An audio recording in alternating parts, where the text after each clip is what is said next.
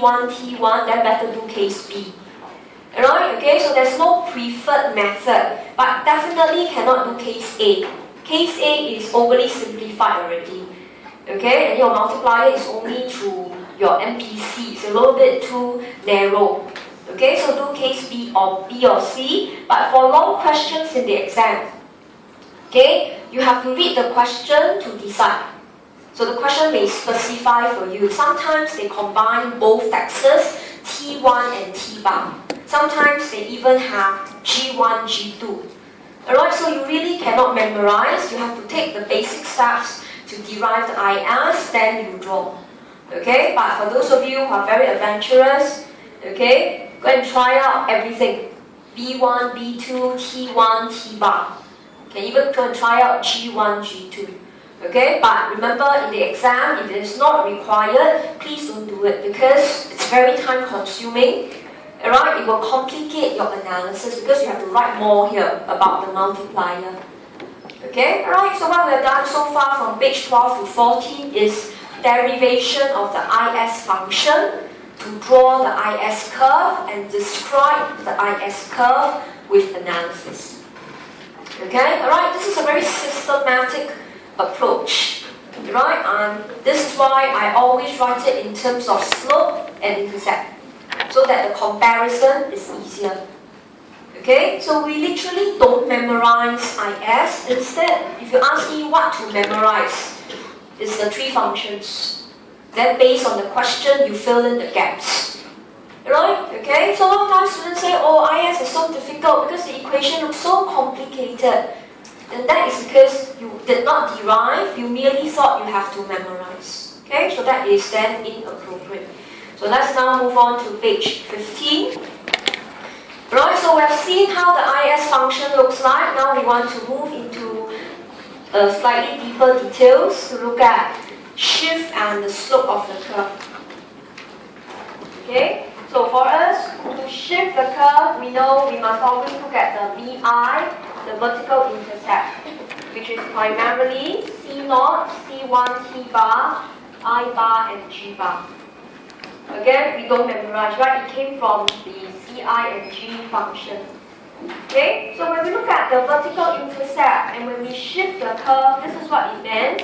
Let's look at the diagram first. Put in the axis, interest rate, income, with I naught, Y naught. So this is our IS naught. So when we shift the IS curve, alright, take for example, if your autonomous investment, which is your I bar, goes up. Alright, okay, for example, due to increase in optimism, okay, of firms. It's not due to interest rate. I bar is the minimum spending by firms. So if they are very optimistic, they decided to spend more. So in this case, you could see, okay, let's do the analysis first. If I bar goes up, our A bar goes up first, right? It will affect autonomous spending and therefore affect AE. Goods market says, therefore, income will increase multiple times. So look at the analysis here. Throughout the process, interest rate didn't change. So at the same interest rate, but I can have a greater income. Right, at the same interest rate I naught, but I have a greater income. I already saw that the IS is no longer on the original point. That's one. Then, to tell us what happens to the curve, then of course we know if our A bar goes up, our vertical intercept goes up. Right? So it tells me therefore the curve has to shift to the right. The IS curve has to shift right. Okay? So most of you can shift curve, but a lot of you actually didn't know whenever you shift a curve, you must hold one variable constant. So based on the diagram, the variable that was constant was interest rate. It didn't change, but due to external factors, income in the economy expanded. Then graphically, if you want to, you can extend the line, the vertical intercept concept. Alright, okay, so hear me clearly. I know you can shift curve, but a lot of you didn't know when you shift the curve, one of the variable in the axis is actually constant. So for the goods market, it was interest rate held constant. So I don't say the IS shift up. Although the intercept went up, right? I always say the IS curve shift right. Okay? It is LM that shift up and down, but IS is shift left and right because you are holding this constant. Okay? So that was the first case. So you could actually see if government spending, G bar will go down.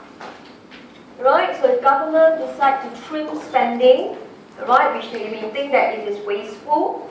So in this case, right, G bar goes down. The effect on income, of course, is your A bar goes down, AE goes down, Y goes down. Okay, so this is the analysis, this is the behavior. It will cut back on autonomous spending, cut back on total spending, output will drop. Okay, so again, it means at the same interest rate, you will move to point D. Right? There is no effect, no change in interest rate, but spending drops. Okay? And to know that, or to ascertain that it was a shift, then of course you can see here, again, A bar drops, vertical intercept drops. So the IS will shift left. Okay? So you merely just double check. Put the line there and see that the intercept is lower. Alright? So in this case, you have your IS2, and we say it shifts left.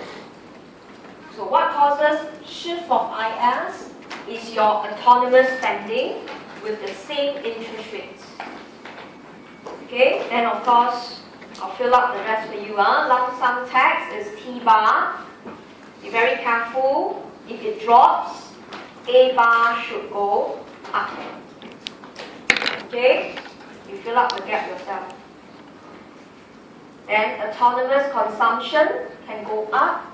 Okay, example, there could be population boom in China. Right, China revised her one-child policy. That now, if your parents are one child themselves, they can get more than one kid. So in other words, can you imagine, alright, maybe 5 or 10 years later, okay, C0 is the spending on necessities. So with a baby boom, C0 in China can increase. So it has nothing got to do with interest rate, alright, but spending just went up. So in this case, your A bar goes up, again your income goes up. Then of course, look at intercept, look at the value, you know the IS curve has shifted. So this is not difficult, just to remind you, alright, shift of IS is actually locking in the current interest rate. It didn't change. So you should say shift left, shift right or shift left. Don't say shift up and down. Okay, but of course if you carelessly wrote, it's fine. Okay, then to play safe, just say IS0 goes to IS1. You don't want to say up or left or right, right? Just say IS0 to IS1. Okay, right? So you must be very clear. If not, later when I do ISLM, some of you will start asking already. Okay, this is the goods market. Interest rate don't change. Change in A bar affects the vertical intercept, shift the curve. And throughout the process, I assume the slope unchanged. Alright, the slope, okay, if you want to, you can put it in. The most basic slope is 1 minus C1 over P2. So I will usually do a parallel shift. Okay, so assuming C1 and B2, which is the components of the slope unchanged, we will say the IS shift left or right in a parallel manner. Okay, so I don't memorize shift of IS. As long as I know what are the components of C naught, of A bar should I say? I will know who will shift and in which direction. Okay, then I will draw accordingly. Okay, so that is shifting. Now let's finish off with page 6.